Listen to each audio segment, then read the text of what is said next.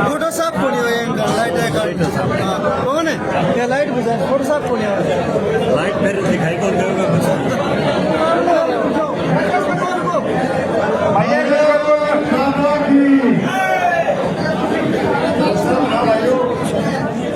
भारत माता की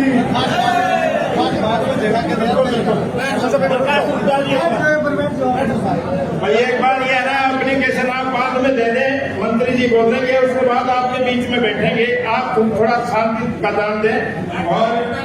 नवे बिश्नोई जी आपसे मुखातिब हो रहे हैं, उसके बाद मंत्री जी बोलेंगे और बाद में आप अपने एप्लीकेशन देना। हरियाणा सरकार ने पंचायती राज मंत्री के रूप में हरियाणा प्रदेश की 36 बिरादरी के उत्थान के लिए निरंतर प्रयत्न कर रहे माननीय श्री कृष्णलाल पवार जी, शेर हरियाणा चौधरी कुलदीप बिश्नोई जी के संघर्ष के साथ ही नरवा हल्के के लोकप्रिय विधायक श्री रणधीर बनियाल जी, एसडीएम साहिबा श्रीमती ज्योति मित्तल जी, श्री विनोद अलावादी जी,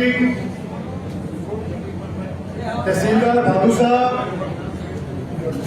और उपस्थित बहुत ही मान सम्मान के योग्य चौधरी भजलाल परिवार के भारतीय जनता पार्टी के सभी सम्मानित बुजुर्गों, मेरी मातृशक्ति नौजवान साथियों, सबसे पहले तो मैं माननीय मंत्री जी का आप सभी की ओर से आदमपुर पधारने पर दिल की गहराइयों से स्वागत करता हूं, अभिनंदन करता हूं और साथ ही जिला प्रशासन की ओर से जो सम्मानित अधिकारीगण आए हैं उनका भी मैं स्वागत करता हूं। साथियों, जैसा कि आप सभी को ज्ञात है, माननीय मंत्री जी को आदमपुर के प्रभारी के रूप में नियुक्त किया गया है, जो कि हम सभी के लिए बड़े ही खुशी का विषय है, गौरव का विषय है। कृष्णलाल जी बड़े अच्छे इंसान हैं, नेक इंसान हैं, मुझे इनका आशीर्वाद समय समय पर मिलता रहा और आदमपुर के उपचुनाव में जिस अपनेपन के साथ उन्होंने यहाँ पर काम किया, मैं समझता हूं हमारे आदमपुर की 36 बिरादरी की दुख तकलीफों को भली बात समझते हैं, जानते भी हैं। तो मंत्री जी, मैं तो आपसे यही प्रार्थना करना चाहूंगा कि आदमपुर हल्के को पिछले 3 पीढ़ियों से चौधरी भजलाल परिवार ने बड़े ही प्यार और लाड प्यार के साथ सेवा करने का हर प्रयास किया है, तो उसी लाड प्यार के साथ हमारे लोगों की सेवा करने का आप काम करें। आपकी अनुमति के साथ वैसे तो मांगे बहुत है, लेकिन कुछ मांगे आदमपुर की मैं हमारे आदमपुर के परिवार की ओर से आपके समक्ष रखना चाहूंगा और उसके बाद मेरे आप सभी से प्रार्थना है कि व्यवस्था बनाते हुए एक एक करके अपने मांग पत्र आप मंत्री जी को देने का काम करें। सबसे पहले मंत्री जी, बड़े दुर्भाग्य से आज हमारे हरियाणा प्रदेश में और आसपास के राज्यों में आपदा जैसी स्थिति बन चुकी है,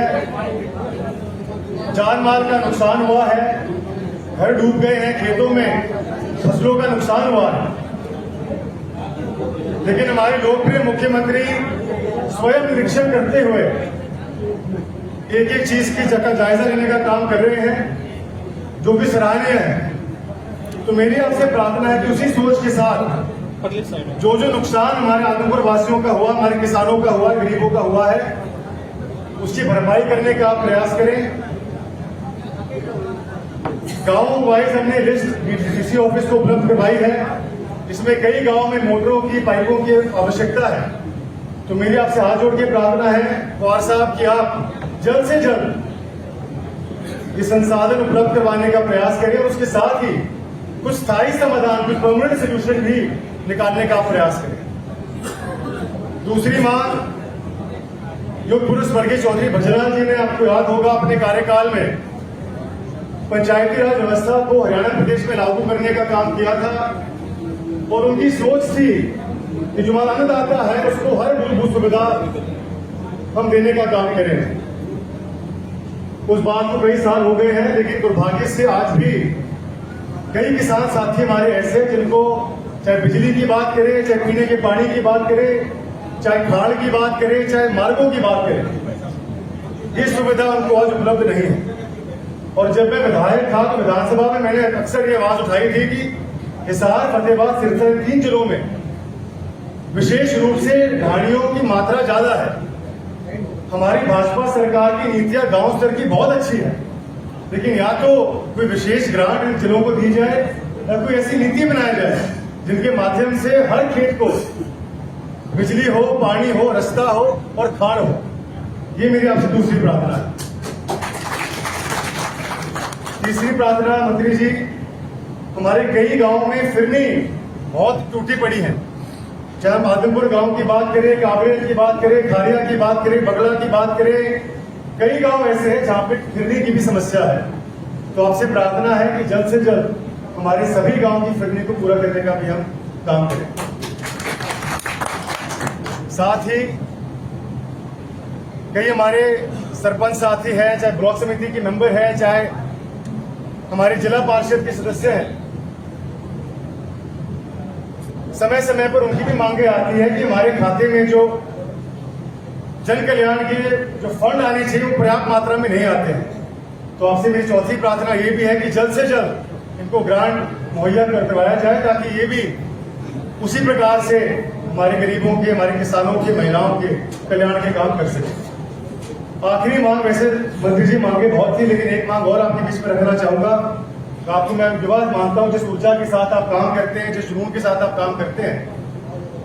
तो आदमपुर के सभी नौजवानों की एक मांग है कि हमारे आदमपुर में खेल स्टेडियम बनाया जाए और उसकी फाइल हमने आगे चलाने का प्रयास किया है, लेकिन वो जो रेत भर्ती का जो खर्चा है बहुत ज्यादा आ रहा है। तो मेरी आपसे हाथ जोड़ के विनती है, आपका पोता होने के नाते, बेटा होने के नाते, ये काम मेरे कहने पर आप जरूर करें, क्योंकि हमारे सभी 55 के 55 गांव के युवाओं की मेरी मांग, एक मांग थी कि हमारे बढ़िया स्तर का एक खेल स्टेडियम हमारे आदमपुर के अंदर हो। मंत्री जी, मैं ज्यादा नहीं कहूंगा, आपका समय भी बड़ा कीमती है। पुनः मैं आदमपुर की 36 बिरादरी की ओर से आपका यहाँ पहुंचने पर और आदमपुर का प्रभार संभालने पर आभार व्यक्त करता हूँ, स्वागत करता हूँ, और इन्हीं शब्दों के साथ हमारे परिवार सदस्यों से प्रार्थना करता हूँ कि व्यवस्था बनाते हुए आप एक एक करके अपनी मांग को मंत्री जी के सामने रखने का काम करें। और उससे पहले मंत्री जी भी अपना उद्बोधन आपके बीच में रखेंगे। आप सभी का बहुत बहुत धन्यवाद। जय हिंद, जय भारत।